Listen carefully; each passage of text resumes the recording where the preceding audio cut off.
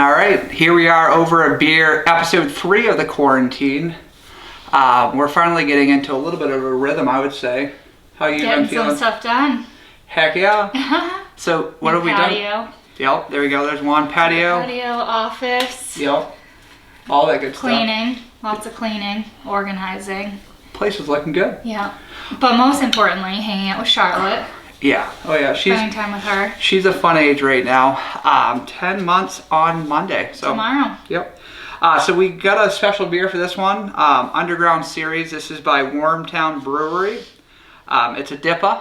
One of my favorites, called Hopulence. Looking forward to this. Wormtown is in Worcester, Massachusetts. Cool can, cool color scheme. Reminds me of a Monster. If you ever got pulled over drinking one of these, you just pretend it's an energy drink. No, sure. Don't do that. We don't promote that. Let's give it a try though.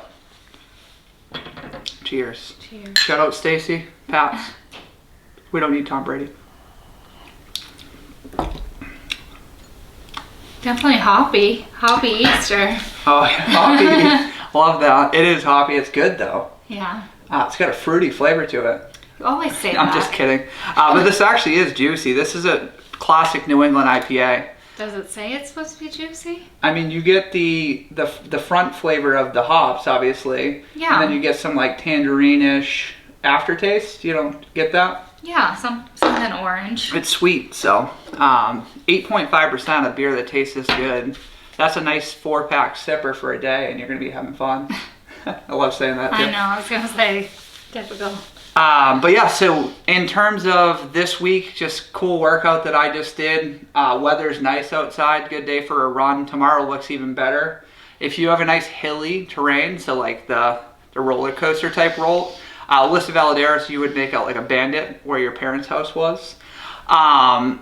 So what I did was HIIT. So I would interval. So I would run 100% hard as I could up the stretch of hill.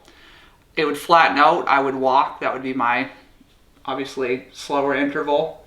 And then I'd come to the next set of hill, push it to the top. So I got little breaks built in, but also get the heart rate moving, slowing down, getting a better sweat on. Then you had the lake view at the end, so that was nice. Yeah, so my route ended up right on Bow Lake. So going there, I was like, I kind of did opposite, slowed down a little bit down the hill, then ran on the flats. But coming home, that was aggressive. And then I didn't run, so there's that. You didn't run, but you've been doing a good ab circuit. Yeah. Yeah. So, I don't know, keep busy. Good time to stay in shape. Yeah. Oh, yeah. Stocks. You're crushing it. Stock tips. I got in kind of at a good time. I got in kind of like, so we had like a W. So the stock tips super low. They started to go back up. And then I got in as it started to go back down again. So the lower end of the W. My stocks are a minute. I was down like a couple $100 on my portfolio. And then all of a sudden the peak started to go back up. And now everything's skyrocketing. I know, you're doing pretty well. Impressed. Thank you. Boeing's looking good. Disney's doing awesome.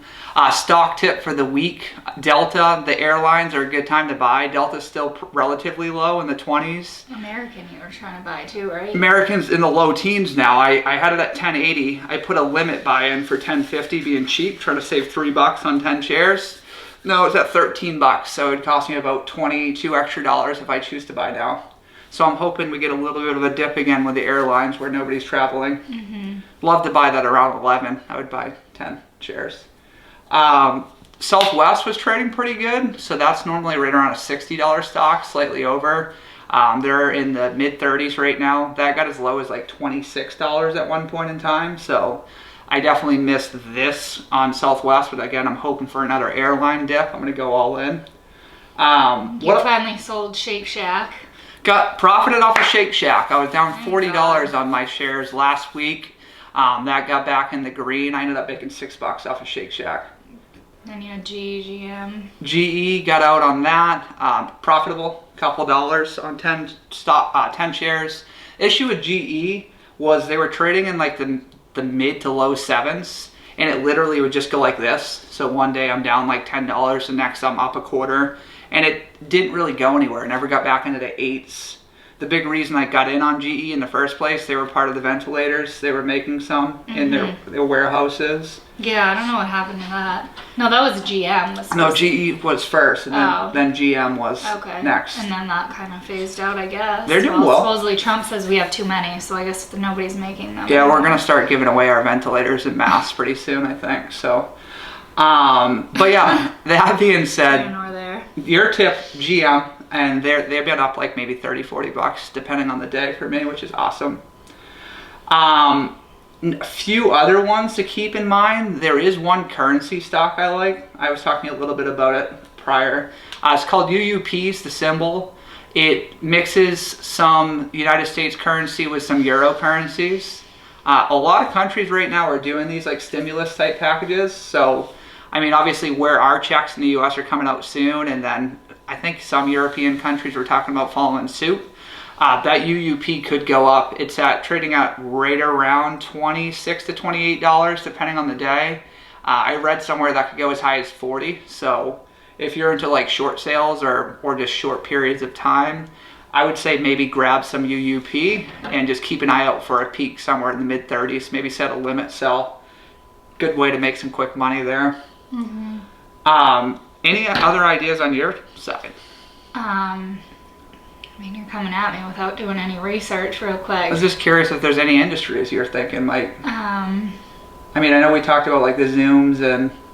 Yeah, that's hard because Zoom obviously was popular now, but that's going to phase out when everybody's back to work.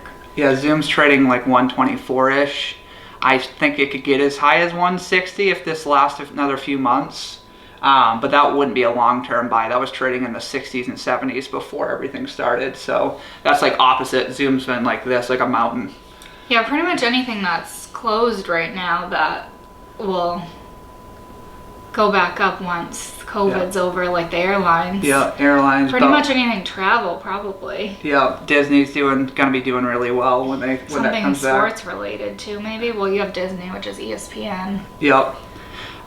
So yeah, I mean, there's a lot of good opportunities right now. Like I said, unfortunately, we're starting to go back up the second W curve.